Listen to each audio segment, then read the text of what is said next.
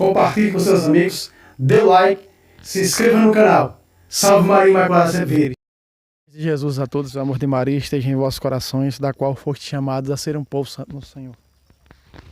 Graça e paz da parte de nosso Senhor e Salvador Jesus Cristo. Salve Maria Imaculada sempre vire. Estamos aqui, meu querido irmão, minha querida irmã, para dar continuidade, não é, dessa série Divisões Protex. As pessoas sempre gostam de me perguntar, irmão, a divisão que houve no século XVI, Martim Lutero, as outras divisões anteriores, não é? As divisões que houve, a divisão de Coré, que já trouxe desse canal, né, nessa série, e outras divisões, não deveria ser chamado também de divisões protestantes? Sim, divisões protestantes, porque a divisão protestante foi inspirada e uma divisão inspirou a outra, né? Você vê que a divisão de Lúcifer no céu, ela originou as outras divisões. Ela incendiou, ela foi um fósforo para que as outras divisões se acendessem contra o corpo místico de Cristo, a Santa Mãe Igreja. E hoje nós vamos falar, não é, de duas divisões que aconteceram. A divisão ortodoxa, não é, e a divisão anglicana. Mas veja só, o que diz a Sagrada Escritura, no capítulo 14 de Isaías, a partir do versículo 12, o texto vai aparecer ao meu lado aqui da tradução da Bíblia da Mensagem de Deus. Olha o que diz, ó, Isaías 14, a partir do versículo 12. Como caístes dos céus, ó Lúcifer matutino, como tombastes por terra, tu que dominavas as nações, dizias em teu coração, escalarei os céus, acima das estrelas de Deus estabelecerei o meu trono. Sentar-me-ei na montanha da Assembleia, nas profundezas do setentrião. Subirei os cumes das nuvens e serei semelhante ao Altíssimo. Como? Eis que caístes no Sheol, nas profundezas do abismo. Então, meu querido irmão, minha querida irmã, nós estamos vendo aqui essa passagem de Isaías e outra passagem ainda relatada no livro de Ezequiel, não é? Relatada de um rei maluco que queria ser igual a Deus, que se declarava Deus, tipo os imperadores romanos, que o capítulo 17 de Apocalipse vai narrando, mostrando sobre esses imperadores romanos da Roma pagã, sobretudo derramaram o sangue dos mártires, dos santos da Santa Mãe Igreja. É só nós pegarmos a lista de santos, né? São Sebastião, Santa Luzia, né? Santa Filomena, Santa Cecília, assassinadas a mandato desses imperadores pagãos romanos, os apóstolos, Paulo e Pedro, né? Sobretudo, mandado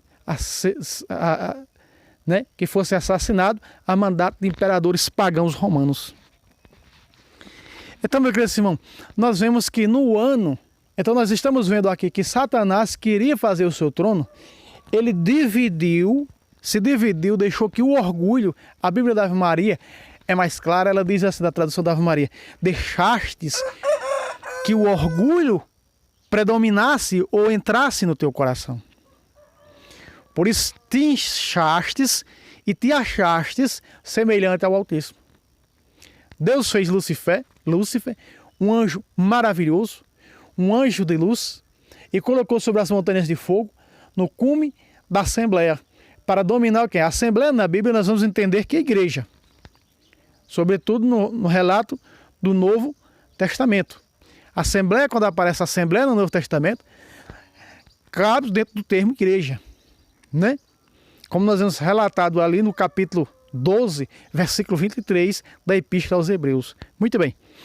Então, meu querido irmão, ele estava na Assembleia, ele estava no cume da Assembleia, queria dominar ele próprio, sem as ordens, sem doutrinalmente falando, que Deus comandasse, que Deus mandasse. Não, eu sou igual ao Altíssimo, então tudo isso é meu.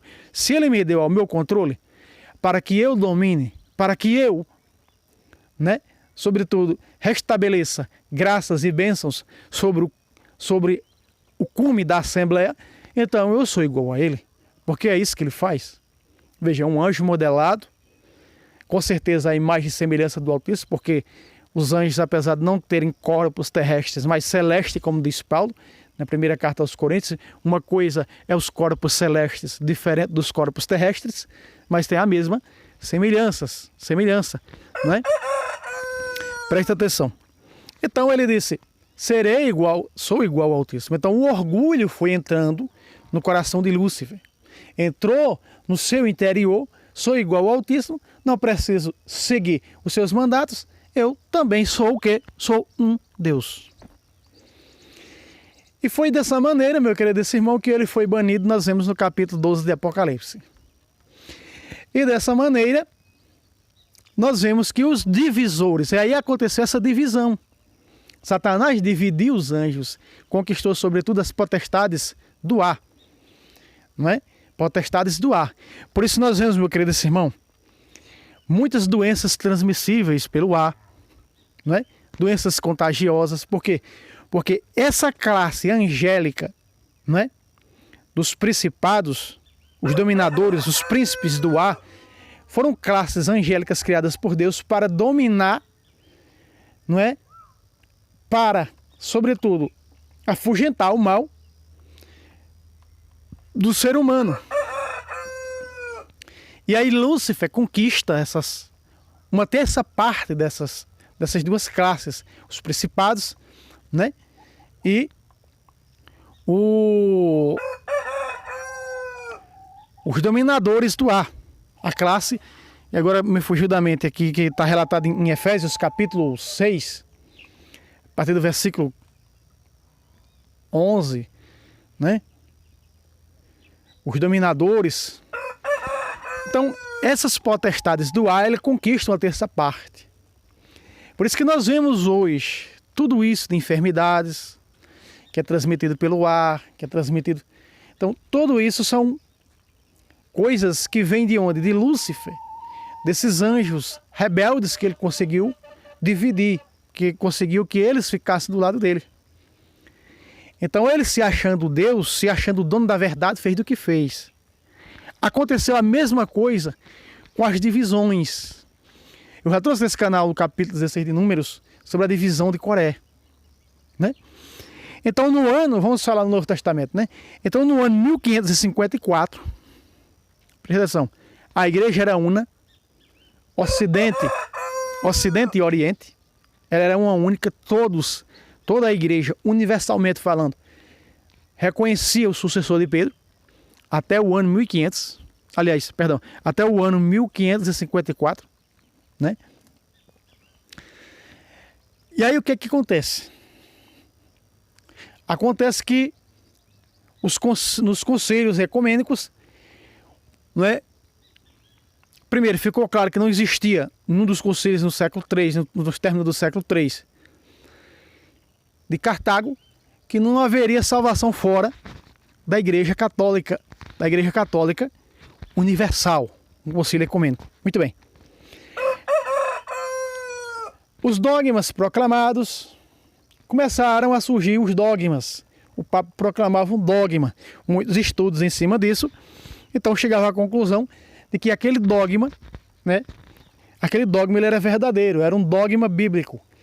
E aí a Igreja Ortodoxa, essa é a realidade, nua e crua, não a parte oriental de Bizâncio, ou seja, o Patriarcado de Constantinopla, não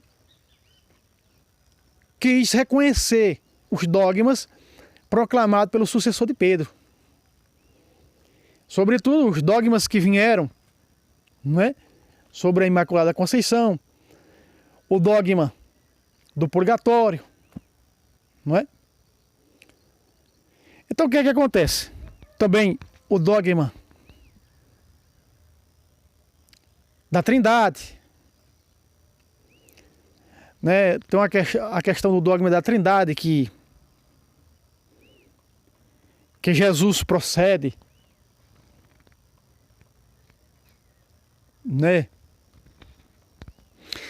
Que é um pouco confuso, Porque a igreja ortodoxa, tem o Espírito Santo como a segunda pessoa da Trindade.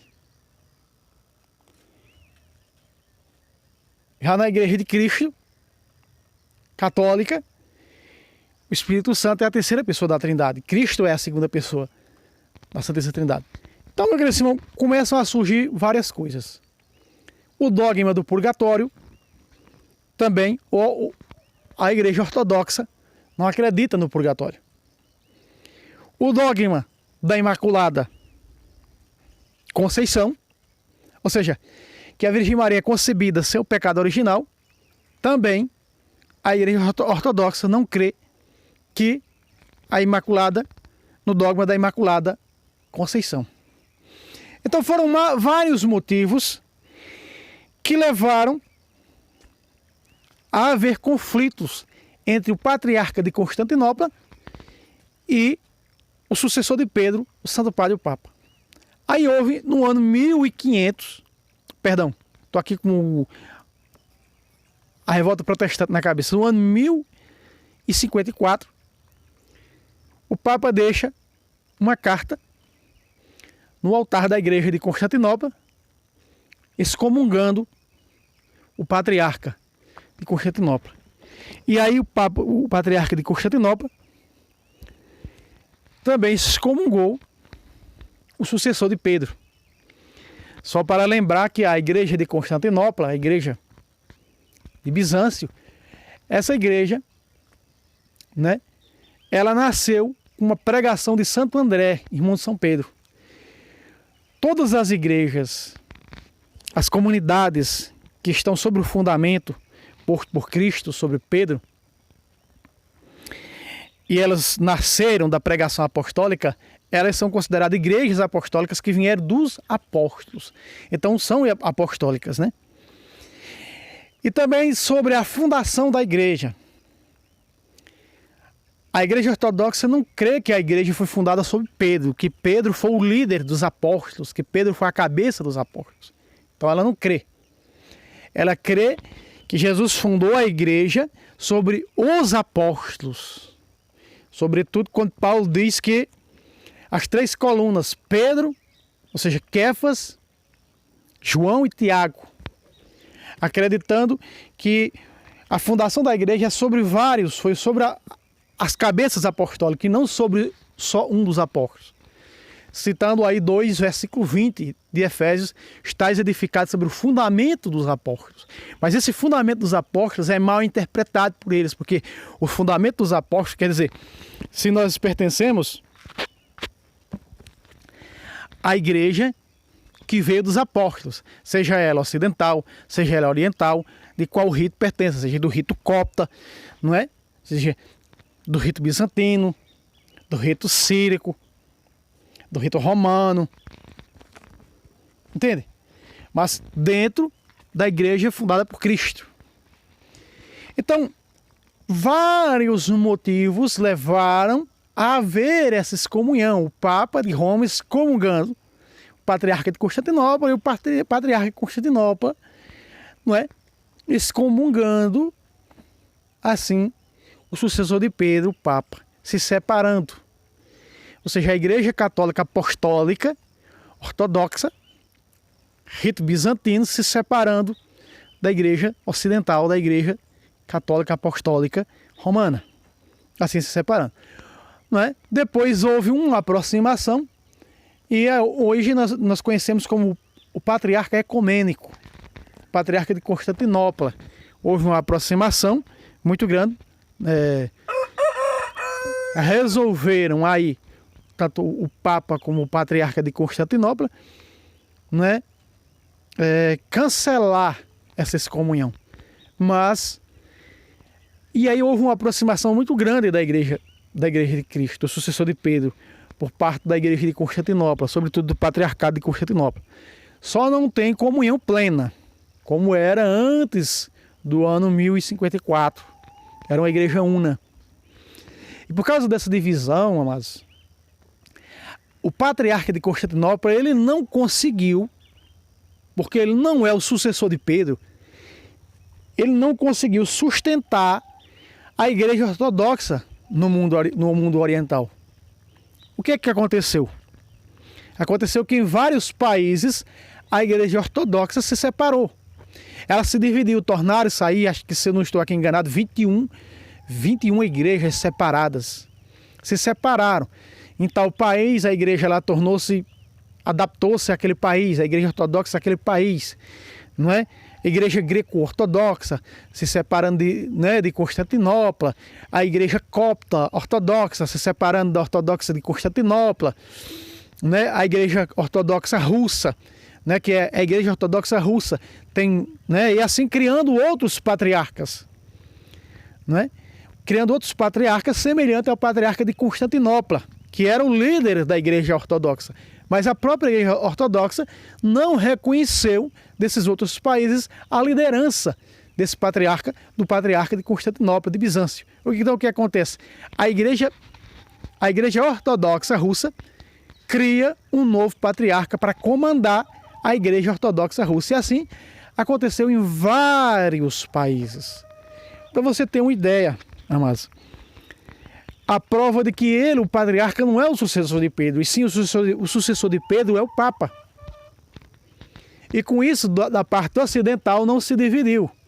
Se dividiu a partir do Concílio Vaticano II, alguns caíram em heresia, como os sedvacantistas, né? E eles, não reconhecendo o Concílio Vaticano II, só reconheceram aí até o Papa Paulo VI. De lá para cá não reconhecem. Mas a igreja, para eles, a igreja está sedvacante, sem papa, sem o sucessor de Pedro, né? Total ignorância. Coisas do diabo, outra divisão, que foi essa divisão, outra divisão também, né? Aí o que é que acontece?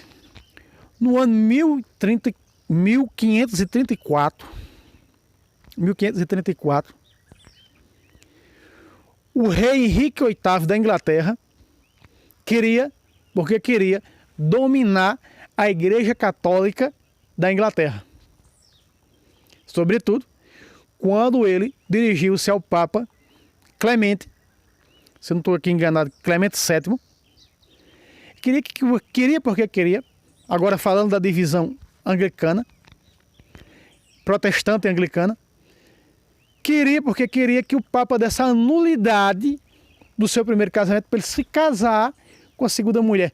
O Papa disse para ele: meu querido, quem sou eu para passar por cima das regras de nosso Senhor, doutrinárias de nosso Senhor e Salvador Jesus Cristo? Que diz que o casamento só não é casamento quando ele é um casamento falso, né? Casamento falso, está aí em Mateus narra. Mateus escreveu quando o casamento é falso. Pode se separar a não ser no caso de matrimônio falso, né? Por exemplo, pessoas que conheciam uma pessoa que pegou os documentos do irmão, ele já era casado com a segunda pessoa, se separou dessa pessoa, pegou os documentos do irmão para casar com a pessoa e casou com o irmão. Isso é um matrimônio falso? Não é um matrimônio falso. E várias outras coisas que levam ao impedimento de, quando chega no tribunal eclesiástico, o tribunal eclesiástico vai avigorar, né? Vai analisar e vai constatar que aquele matrimônio não existiu. Havendo assim, né, a separação, aqui está um pouco claro por causa do sol, né? Havendo assim a separação. Então o que é que acontece? Então o rei Henrique, para poder casar uma segunda vez, o que foi que fez? Separou a igreja da Inglaterra, né, da igreja católica apostólica romana, ficando assim chamado de igreja anglicana. E ele queria ser o papa, o mandatário, o patriarca da igreja da Inglaterra. Então se separou, né, que conhecemos como movimento anglicano.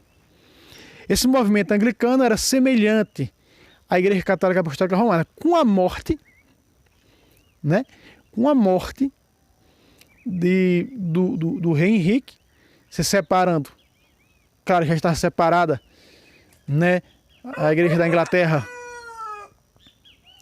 da igreja católica apostólica romana. Isso poucos anos depois de Lutero, da revolta luterana, a revolta de Lutero, que inspirou o rei Henrique a fazer isso. Ou seja, já tinha o protestantismo na Inglaterra. E então o protestantismo da Inglaterra queria, porque queria que a igreja anglicana, né? A igreja anglicana, ela se desse, ela se lançasse na comunhão protestante, ou seja, que ela colocasse dentro dela as raízes protestantes. Então o rei Henrique não permitiu isso, mas com a sua morte, né, o arcebispo da Cortuária permitiu que a igreja anglicana aderisse à fé protestante. Então, eu estou trazendo aqui mais ou menos um pouco resumido, porque é muito grande, para falar da divisão ortodoxa, os motivos que levaram isso. Citei alguns motivos da igreja ortodoxa, depois disseram que o idioma oriental era diferente do ocidental, por isso houve essa separação, mas não foi. Motivo de dogmas, amados. Motivo de dogmas não crentes por parte, né, da ortodoxia, do ortodoxismo. E o motivo do surgimento do anglicanismo. Hoje a igreja anglicana é uma igreja protestante que aderiu aos protestantes. Acredita apenas em 2 sacramentos, o do batismo e o da comunhão, né? Então, ela é uma igreja protestante. Mas Lutero, que foi tudo no século XVI, né? No século XVI, a revolta de Lutero, sobretudo no ano de 1500, mais ou menos no ano 1500, 1512, chegando aí com a morte de Lutero no ano de 1516. E no ano de 1534 veio a divisão da igreja da Inglaterra, se separando da igreja de Roma, semelhante ao protestantismo. E hoje é considerada, né, pela igreja católica, apostólica romana, o anglicanismo, como igreja protestante. Não tem sucessão apostólica. Só lembrando que a igreja ortodoxa, como eu citei, como ela nasceu dos apóstolos, como ela veio dos apóstolos, sobretudo do apóstolo André, irmão de São Pedro, os seus sacramentos são válidos. A crença sacramental, não é, nos sacramentos é a mesma crença da igreja católica apostólica romana. Aí você deve perguntar para mim, irmão, um católico deve comungar na igreja ortodoxa? Em caso extremo. O que é caso extremo? Eu vou morar em uma cidade, lá não existe, né, nenhum templo da igreja, da minha igreja católica apostólica romana. Tem da igreja de Constantinopla, da igreja ortodoxa de Constantinopla. Só que existiram muitas outras igrejas falsas, igrejas católica apostólica ortodoxa brasileira, que os sacramentos não são válidos. Os sacramentos válidos são das igrejas que vieram dos apóstolos. Dos apóstolos. Citando aqui Constantinopla, que é uma igreja apostólica. Então, se lá tem a igreja ortodoxa de Constantinopla, eu posso, ou copta, que também é apostólica, ou greco-ortodoxa, que também é apostólica. Então eu posso, nesse caso extremo, eu posso, não havendo na minha cidade, e nem em uma cidade próxima para que eu possa ir ao santo culto da missa e lá receber Jesus na Eucaristia, então eu posso ir na missa ortodoxa e posso comungar num caso extremo. Uma situação difícil, assim, porque os sacramentos dela é válido. Quando ela rompeu no ano 1054 da Igreja Católica Apostólica Romana, ela não perde, como as outras que não são apostólicas, ela não perde a sucessão apostólica, porque ela, o seu patriarca, não é, veio de Santo André. Santo André não é, ou seja, Santo André não é o sucessor, não é Pedro. Pedro, sim, é o líder. Em Roma estão os sucessores de Pedro. Mas lá não tem sucessores de André. Porque não foi sobre André que Jesus disse: e eu te digo que tu és Quefas, pedra, e sobre esta pedra construirei minha igreja. Não foi sobre Santo André. Para os ortodoxos, sim, foi sobre os apóstolos. Mas para nós não, só sobre Pedro, como está relatado em Mateus capítulo 16, versículo 18. Foi a Pedro que Jesus, e sobre Pedro que Jesus fundou a sua igreja. Ficou um pouco claro aqui, amados, trazendo aqui essa retrospectiva, trazendo aqui essa recapitulação, dando aqui essa pincelada sobre divisões, dentro desse quadro de divisões. Mas só para frisar que a divisão anglicana foi inspirada na revolta, na divisão de Lutero. Porque aí o protestantismo casa 1 milhão de vezes que a pessoa queira casar. A Igreja Católica Apostólica Romana não. Então o anglicanismo deu-se a isso, não é? Então fica aqui esse pequeno vídeo mostrando, né, falando sobre divisões, a começar ao rei das divisões, Lúcifer, no céu. Falando um pouco, dando uma pincelada um pouco sobre essas divisões. Vamos trazer mais sobre, não é? Sobre refutação, sobre algumas coisas dentro desse quadro, divisões protex. Nós vamos trazer dentro da Sagrada Escritura, mostrando, né, os motivos, refutando algumas coisas erradas, mostrando algumas coisas erradas da divisão atual dos nossos tempos, a divisão protestante, mostrando pela Sagrada Escritura algumas coisas erradas deles, né? Não é? Eu já trouxe no canal o falso reinado de 1000 anos, né?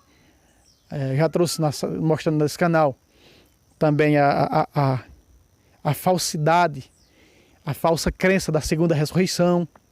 Mostrei que a primeira ressurreição é a conversão e que a segunda ressurreição é no dia do juízo final, não é? Mostrei, né, a doutrina falsa das duas mortes, não é? Citada por vários protestantes. A primeira morte, com a primeira morte, Jesus chamou de dormição. Quando ele disse que Lázaro estava dormindo, não considera a morte física. Para Jesus, a morte é a condenação ao inferno. Por isso ele disse, né, em João 8:51, em verdade vos digo, quem guardar a minha palavra jamais verá a morte. Essa morte que Jesus fala é a condenação ao inferno. Então, para Jesus, a morte física não é morte, é dormição. Ele não considera morte, apesar de ser morte, né? Ele considera morte a condenação da alma. A morte da alma ao inferno, Jesus considera morte.